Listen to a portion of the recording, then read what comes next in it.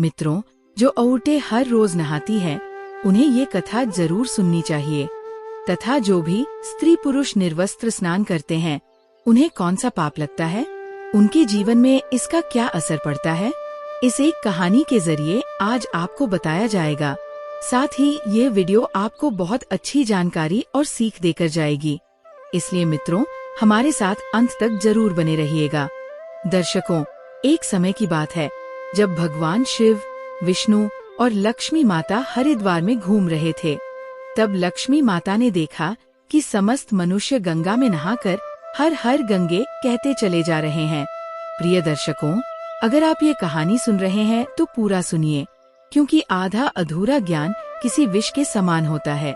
इसके अलावा हे माता लक्ष्मी, जो भी भक्त इस वीडियो को लाइक करें और चैनल को सब्सक्राइब करके कमेंट में जय लक्ष्मी नारायण लिखें, उनके घर में धन की कभी कोई कमी ना रहे तथा उनका घर हमेशा धन से भरा रहे। मित्रों, जब माता लक्ष्मी ने देखा कि समस्त मनुष्य गंगा में नहाकर हर हर गंगे कहते चले जा रहे हैं, परंतु सभी दुखी और परेशान हैं, तब लक्ष्मी माता ने बहुत आश्चर्य से भगवान विष्णु से पूछा और कहा, हे प्रभु, गंगा में इतनी बार स्नान करने पर भी इनके पाप और दुखों का नाश क्यों नहीं हुआ?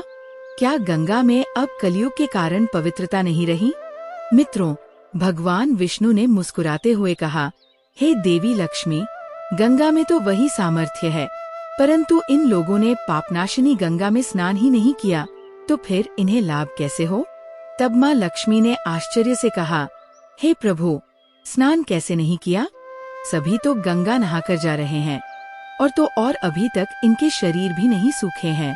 तब भगवान विष्णु ने कहा, ये लोग तो केवल गंगा जल में डुबकी लगाकर आ रहे हैं। हे देवी, मैं तुम्हें कल इसका रहस्य समझाऊंगा। ऐसा कहकर वे दोनों ही अंतर्ध्यान हो गए।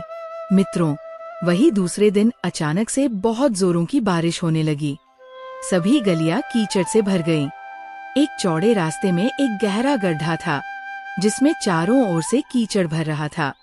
तभी भगवान विष्णु ने लीला से एक ब्राह्मण का वृद्ध रूप धारण कर लिया और किसी विवश व्यक्ति की तरह गड्ढे में जाकर ऐसे गिर गए, मानो कोई मनुष्य चलते चलते गड्ढे में गिर पड़ा हो और निकलने की चेष्टा करने पर भी ना निकल पा रहा हो। साथ ही लक्ष्मी जी को उन्होंने ये समझाकर गड्ढे के पास बैठा दिया कि देखो, तुम लोगों को सुना सुना कर यूं पुकारती रहो कि मेरे वृद्ध पति अकस्मात गड्ढे में गिर पड़े हैं। कोई पुण्य आत्मा ही इन्हें निकालकर इनके प्राण बचाए और हम असहायों की सहायता करे। मित्रों, भगवान विष्णु ने लक्ष्मी जी को ये भी समझा दिया कि जब कोई गड्ढे से मुझे निकालने को तैयार हो, तब इतना और कह देना कि मेरे पति सर्वथा निष्पाप पुण्यवान ब्राह्मण हैं। इन्हें वही व्यक्ति छुए जो खुद भी निष्पाप हो। यदि आप निष्पाप हैं, तो ही इन्हें हाथ लगाएं, नहीं तो हाथ लगाते ही इनके तेज के कारण आप भस्म हो जाएंगे। लक्ष्मी जी ने तथास्तु कहकर गड्ढे के किनारे बैठ गई और आने जाने वालों को सुना सुना कर भगवान श्रीहरि की सिखाई हुई बात बार बार कहने लगी। उसी समय गंगा में नहाकर लोगों के दल आ रहे थे। उस सुंदर युवती को यूं बैठा देखकर कई लोगों के मन में वासना या पाप उत्पन्न हुआ, तो कईयों को धर्म का भय हुआ। कुछ लोग कानून से डर गए। कुछ लोगों ने तो लक्ष्मी जी को ये भी सुना दिया कि मरने दे बूढ़े को, क्यों उसके लिए रोती है, तुम अभी सुंदर और बहुत जवान हो। वही कुछ दयालु चरित्रवान पुरुष थे। उन्होंने उस युवती के पति को निकालना चाहा, परंतु लक्ष्मी जी के विचित्र वचन सुनकर वे भी रुक गए। उन्होंने सोचा, हम गंगा में नहाकर आए हैं तो क्या हुआ, हम पापी तो हैं ही, कहीं सहायता करते समय हम भस्म ना हो जाएं। इस स्त्री के कथन के अनुसार पापी लोग खुद से ही भस्म होने वाले हैं। हमें अपने पुण्य और पाप की गिनती कैसे पता होगी? मित्रों, किसी का भी साहस नहीं हुआ। सैकड़ों आए, सैकड़ों ने पूछा और बस चले गए। अब तो संध्या हो चली। तब भगवान विष्णु ने माता लक्ष्मी से कहा, देखा, आया कोई सच्चे हृदय से गंगा में नहाने वाला? मित्रों, तब थोड़ी ही देर बाद एक नौजवान ब्राह्मण हाथ में लोटा लिए हर हर गंगे कहता हुआ नदी से बाहर निकलकर मंदिर की ओर जा रहा था।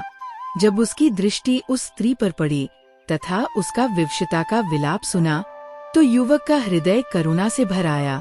उसने भगवान विष्णु को निकालने की पूरी तरह से तैयारी की, किंतु लक्ष्मी जी ने रोककर कहा, भाई, यदि तुम सर्वथा निष्पाप पुण्यवान नहीं हो तो तुम मेरे पति को छूते ही अपने आप जलकर भस्म हो जाओगे। मित्रों, भला पापनाशिनी परम तेजस्वी गंगा माया में गोता लगाने के बाद भी कभी पाप रह सकते हैं? हे देवी, मैं अभी आपके पति को इस पीड़ा से मुक्त कर इस दुर्गंध से बाहर निकालता हूँ। कृपया आप मेरा विश्वास करें। ऐसा कहते हुए उस युवक ने लपक कर वृद्ध को ऊपर उठा लिया। मित्रों, उस समय भगवान विष्णु और माता लक्ष्मी ने उसे पुण्य फल का अधिकारी समझकर अपना असली स्वरूप प्रकट करते हुए उसे साक्षात दर्शन देकर कृतार्थ किया। मित्रों, भगवान विष्णु जी ने माता लक्ष्मी से कहा, हे लक्ष्मी, इतने सारे लोगों में से केवल इस एक युवक ब्राह्मण ने ही गंगा स्नान किया है। हे देवी, इसी दृष्टांत के अनुसार जो लोग बिना श्रद्धा और विश्वास के केवल दिखावे के लिए गंगा में स्नान करते हैं, उन्हें वास्तविकता में कोई भी फल नहीं मिलता।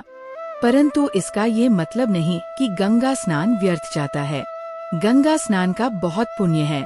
मित्रों, इसके बाद भगवान विष्णु जी ने माता लक्ष्मी से कहा, हे देवी, अब मैं आपको वो 12 बातें बताता हूँ। जो भी मनुष्य इन 12 बातों को नहाते समय ध्यान में रखता है, वह कभी भी दुखी नहीं रहता है। उसके घर में देवी लक्ष्मी का वास होता है। उसके घर में अपार धन आता है। घर में कभी भी लड़ाई झगड़ा या कलह नहीं होते हैं। उसका पूरा परिवार हंसी खुशी के साथ सुखपूर्वक जीवन व्यतीत करता है। माता लक्ष्मी ने कहा, हे प्रभु, आप हमें ये 12 बातें बताइए जिसका मनुष्य जीवन पर कैसे प्रभाव होता है। इस विषय में मैं जानना चाहती हूँ। कृपा करें और मेरी जिज्ञासा को शांत करें। मित्रों, इसके बाद भगवान विष्णु उन बातों को बताना शुरू कर देते हैं और माता लक्ष्मी बहुत ध्यान से सुनने लगती है। प्रिय दर्शकों, ये 12 बातें आप लोग भी बिल्कुल ध्यान से सुनिए। इसके बाद भगवान विष्णु कहते हैं, हे प्रिय, ये 12 बातें बताने के बाद मैं आपको एक बात और बताऊंगा। जो औरतें कपड़े खोलकर स्नान करती हैं, उनके लिए ये बात बहुत ही महत्वपूर्ण है। तो हे लक्ष्मी, आप इस बात को बहुत ही ध्यान से सुनना। तभी विष्णु जी ने अपनी बात शुरू की। स्नान करने से शरीर की शुद्धता और मानसिक शांति में वृद्धि होती है। नित्य स्नान से न केवल आध्यात्मिक लाभ मिलता है, बल्कि शारीरिक आकर्षण और ऊर्जा भी बढ़ती है। स्नान करने के बाद शुद्ध होकर पूजा पाठ आदि सभी कार्य करने योग्य हो जाते हैं। इसलिए सुबह ही स्नान कर लेना चाहिए। शास्त्रों में कहा गया है कि स्नान से रूप, तेज, बल, पवित्रता, आयु, आरोग्य और निर्लोभता प्राप्त होती है। सुबह स्नान करने वालों को पापों का नाश और पुण्य की प्राप्ति होती है। बीमार अवस्था में सिर के नीचे से ही स्नान करना चाहिए या गीले वस्त्रों से शरीर को पोंछ लेना चाहिए। सुबह की लालिमा छाने से पहले स्नान लेना श्रेष्ठ माना गया है। तेल लगाकर और शरीर को मलमल कर नदी में स्नान करना मना है। इसके बजाय नदी के तट पर शरीर साफ कर नदी में डुबकी लगाना उचित है। जिन घाटों पर कपड़े धोए जाते हैं, वहाँ का जल अपवित्र माना गया है, इसलिए वहाँ से कुछ दूर हटकर ही नहाना चाहिए। पवित्र नदियों में 11 या 21 डुबकियां लगाना योग्य बताया गया है। पवित्र नदियों में कपड़े निचोड़ना या किसी भी प्रकार की गंदगी करना मना है। नल के पानी की तुलना में झरने का पानी, झरने से नदी का पानी और नदी के पानी से तीर्थ का जल श्रेष्ठ है। तीर्थ के जल से गंगा जल सबसे श्रेष्ठ माना गया है। गंगा माता का कथन है कि स्नान करते वक्त जो कोई भी कहीं भी उनका स्मरण करेगा, वहाँ के जल में गंगा माता प्रवेश कर जाएंगी। मित्रों, इसके बाद भगवान श्री हरि ने कहा, हे लक्ष्मी, अब मैं आपको औरतों के बारे में बताता हूँ जो कपड़े खोलकर स्नान करती है।